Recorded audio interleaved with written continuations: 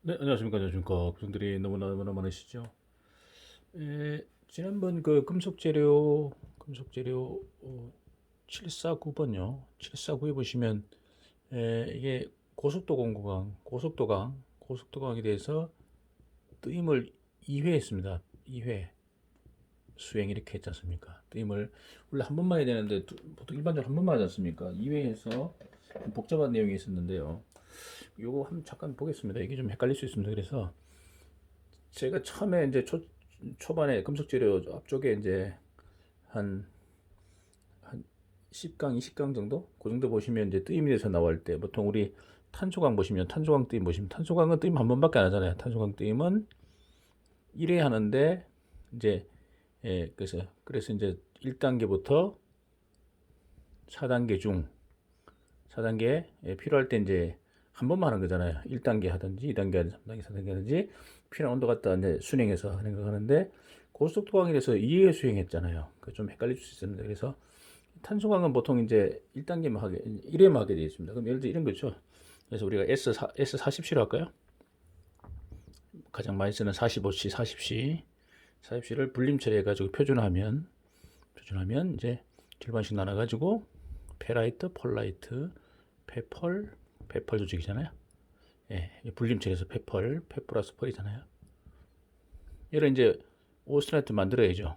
한 850, 한 900도 올려가지고 오스트라이트 만들어서 결국 탄소를 오스트라이트 뱃속에 집어넣기 위해서 그렇죠. 감마 집어넣어서 Fe3C를 분해해서 탄소를 뱃속에 다 박아넣지 않습니까? 철은 원래 자리에 들어가고 이제 보통 순행하잖아요. 순행해서 담금질하면 다다다다다다 마레텐 사이트고 그다음 얘를 보통 이제 4단계 때 임하죠. 구조연강이니까 고장력 구조연강 그렇게 되면 결국 옆구리 박혀 있던 탄소가 빠져나오면서 밑에 탄소가 박혀 있죠. 빠져나오면서 초대 입상 시멘타이트에 소르바이트로 바뀌잖아요. 마, 페펄, 오, 마소 이렇게 끝납니다.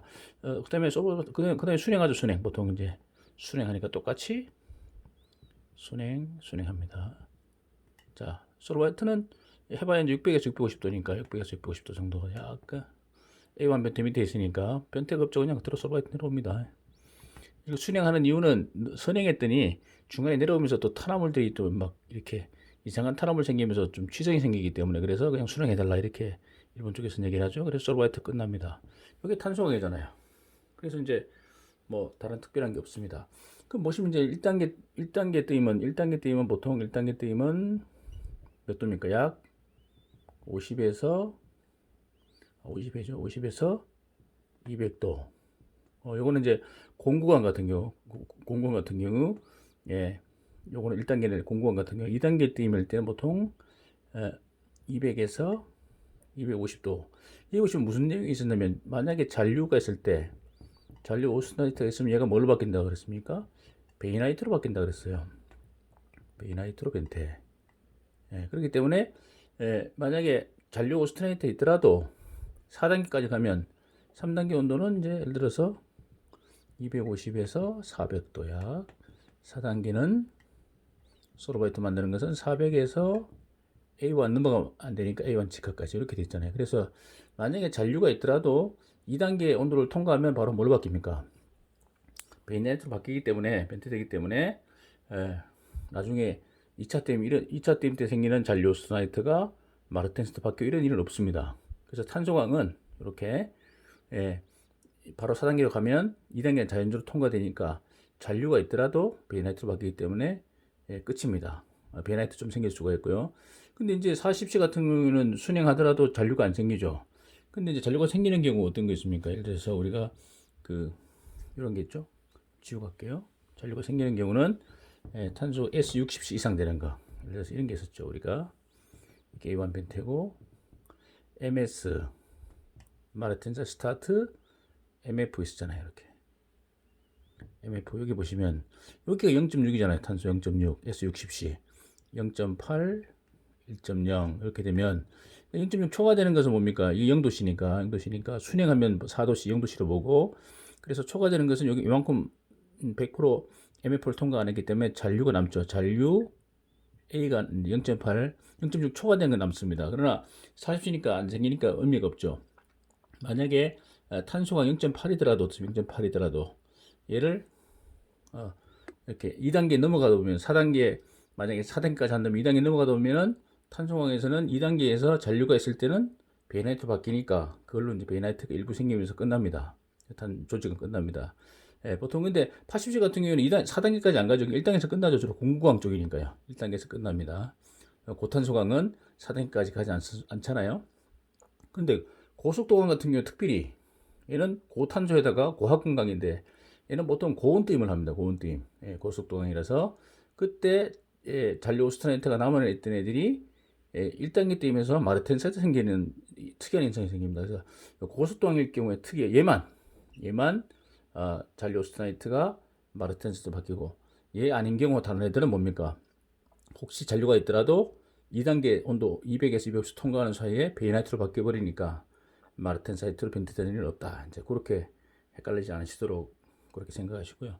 그럼 예를 들어서 전에 말씀드렸지만 그럼 고속도광은 어떻게 되느냐 이렇게 되는 거죠. 요거는 이제 탄소광이고 고속도광은 그래서 이게 고탄소광이고요. 그래서 이렇게 됩니다. 만약에 고속도광 탄소가 SKD 뭐 11이다 이러면 탄소가 이게 C가 한 1.5% 정도예요. 약 1.5% 정도.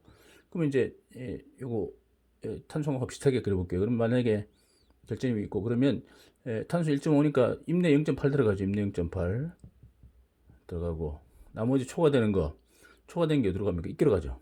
이끼로 갑니다. 이끼에 들어갑니다. 예. 그러니까 이렇게 되는 거. 이게 이제 임내 0.8 0.8C 나머지 0.35죠. 0.35 0.35가 되는 거죠. 0.3이 0.7이죠. 헷갈렸습니다. 0.7. 1.5가 되는 0.7. 0.7이 이제 입계로 들어갑니다. 이렇게 들어가서 탄소가 만든 임내 입계수입니다. 그럼 얘를 올려보겠습니다. 올리면 만약에 오스트라리아만 1000도까지 올렸다 그러면 어떻게 될까요? 올리면 이제 전부 다 뭐가 됩니까? 전부 다 그래서 감마가 되고요. 보통 SKD 11이 1030도까지 1030도로 되어 있어요. 올리면 이게 시멘타이트까지 A 시멘타이트 선 위에까지 생겨 다 감마로 바뀌고 요 속에 탄소가 다 박힙니다. 이렇게 박힙니다. 자, 얘를 이제 만약에 윤행했다. 윤행하면 어떻게 됩니까? 윤행하면 이렇게 됩니다. 이렇게 되면 이제 일단 마르텐사이트하고요. 마르텐사이트하고 뭐가 남냐면은 아까 이제 MSMF 봤을 때 0.6 초과되는 것은 잔류가 남잖아요. 그래서 잔류가 남습니다. 이게 잔류 오스타이트 4개 그릴게요.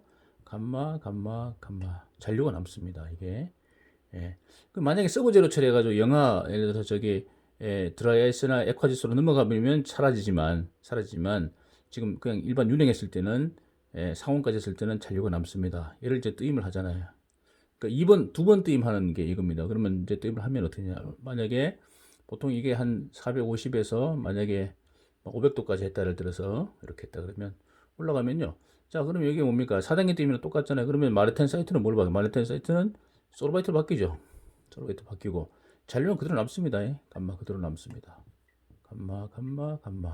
얘를 이제 냉각할 거 아니에요. 보통 순행한다고 보시고요. 이때는 순행하고 순행이라 보시고 얘는 윤행이라 보시고 순행하면 어떻게 윤행해도 마찬가지고 그러면 냉각하면 화끈가니까 속도 좀 느리더라도 마르텐스 바뀌잖아요. 그러니까 기본 소르바이트에다가 소르바이트 감마 영역에 있던 애들이 빠져나오면서 마르텐사이트를 만들어옵니다. 다다다다 그러면 이게 마 플러스 소가 됩니다. 마소. 한 번 더 하는 거죠. 그때 띠임을 두 번 하는 이유가 이때 한 번 띠임했을 때 남아있는 잔류 오스트나이트가 내려오면서 마르텐사이트로 바뀌면 마르텐사이트는 무조건 띠임해줘야 되니까 그래서 두 번 띠임하라는 겁니다.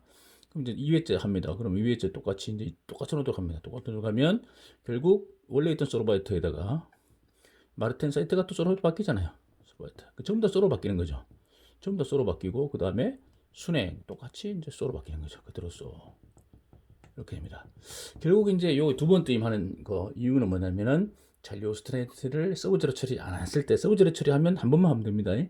서브제로 처리하면 다 마르텐스로 바뀌어 버리니까 만약에 서브제로 처리했다면 어떻게 될까요? 서브제로 처리하면 밑에 잘 안 보이시죠?